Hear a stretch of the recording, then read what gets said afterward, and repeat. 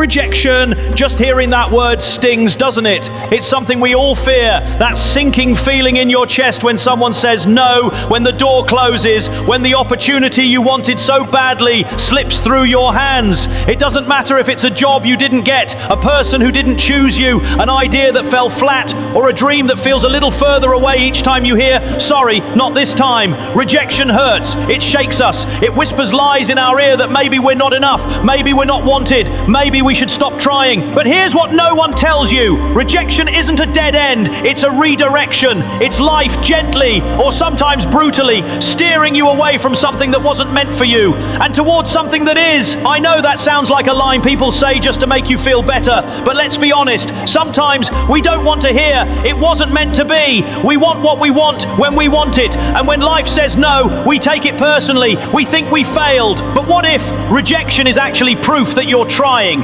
proof that you care enough to put yourself out there? Because think about it, you can't be rejected if you're standing still, hiding behind fear. You can only be rejected if you've stepped forward, if you've risked your heart, if you've raised your hand and said, pick me, I'm here, I want this. And that alone, that's something to be proud of. Every rejection carries a lesson, not about your worth, but about your path. Sometimes rejection pushes you to sharpen your skills. Sometimes it forces you to pause and ask, is this really what I want? Or is there something better out there for me? Sometimes it slams the door so you'll find the courage to build your own. Look back at your own life. How many times has a closed door turned out to be the best thing that could have happened to you? That job you didn't get, maybe it freed you up for the one you were born for. That person who walked away, maybe it made room for someone who truly sees you. I know it doesn't feel that way when you're sitting alone in the quiet after the no. It feels unfair. It feels like life is rejecting you. But listen to me, rejection is never about your value. It's about alignment. It's about timing.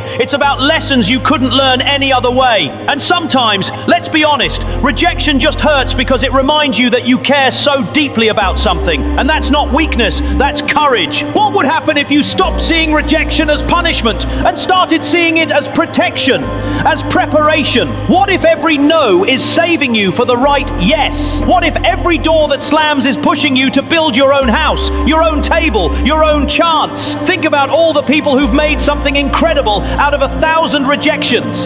The writers who got turned down by publisher after publisher until one said yes. The artists who were told they weren't good enough until they proved everyone wrong. The entrepreneurs who heard no from every investor until they built it themselves. They didn't get stronger because life made it easy.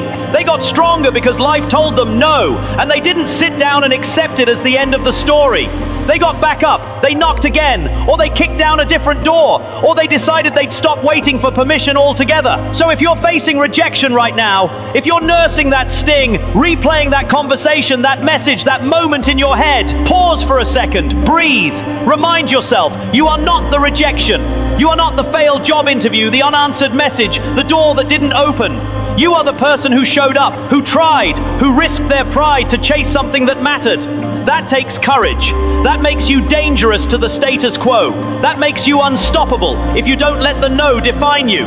Use it. Let it light a fire under you. Let it make you better. Let it make you hungry. Let it make you fearless. Because the truth is, rejection is not the end of your story, unless you let it be.